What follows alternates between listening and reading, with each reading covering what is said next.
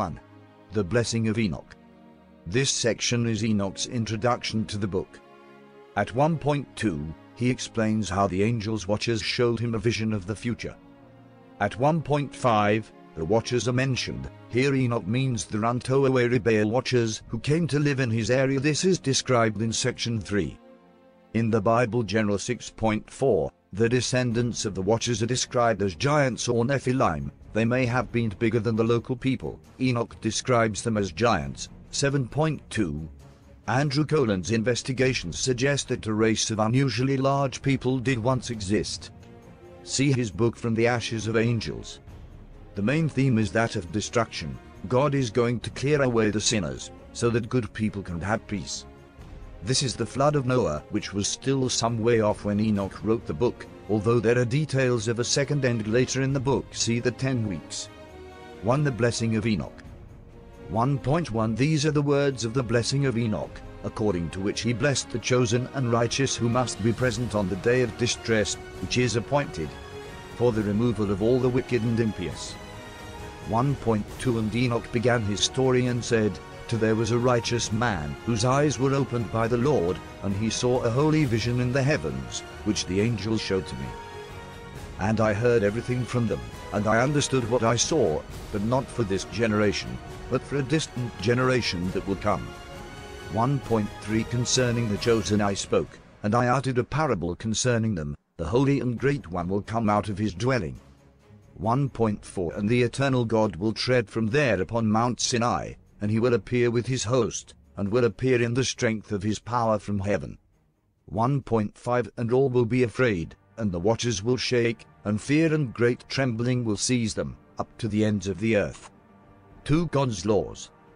2.1 Contemplate all the events in the sky, how the lights in the sky do not change their courses, how each rises and sets in order, each at its proper time, and they do not transgress their law. 2.2 Consider the earth, and understand from the work that is done upon it, from the beginning to the end, that no work of God changes as it becomes manifest. 2.3 Consider the summer and the winter, how the whole earth is full of water, and the clouds and dew and rain rest upon it. 3.1 Contemplate and see how all the trees appear withered, and all their leaves are stripped, with the exception of the 14 trees, which are not stripped, which remain with the old leaves until the new come after 2 or 3 years. 4.1 And, again, contemplate the days of summer, how at its beginning the sun is above it. You seek shelter and shade because of the heat of the sun, and the earth burns with scorching heat, and you cannot tread upon the earth or upon a rock, because of its heat. 5.1 Contemplate how the trees are covered with green leaves and bear fruit. And understand, in respect of everything, and perceive how he who lives forever made all these things for you. 5.2 And how his works are before him in each succeeding year, and all his works serve him and do not change, but his God has decreed to, so everything is done. 5.3 And consider how the seas and rivers together complete their tasks. 5.4 But you have not persevered in, nor observed, the law of the Lord. But you have transgressed and have spoken proud and hard words with your unclean mouth against his majesty. You hard of heart. You will not have peace. 5.5 And because of this you will curse your days, and the years of your life you will destroy. And the eternal curse will increase, and you will not receive mercy. 5.6 In those days, you will transform your name into an eternal curse to all the righteous. And they will curse you sinners forever. 5.7 For the chosen, there will be light, joy, and peace, and they will inherit the earth. But for you, the impious, there will be a curse.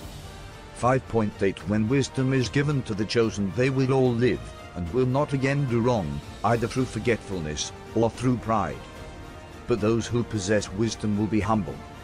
5.9 They will not again do wrong, and they will not be judged in all the days of their life, and they will not die of wrath or anger. But they will complete the number of the days of their life. And their life will grow in peace, and the years of their joy will increase in gladness and eternal peace, all the days of their life.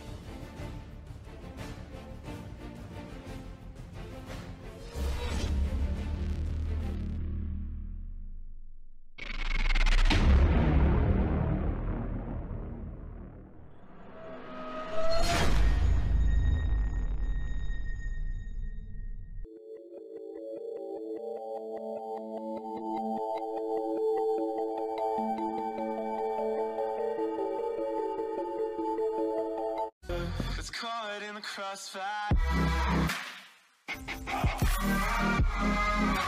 It's caught in the crossfire.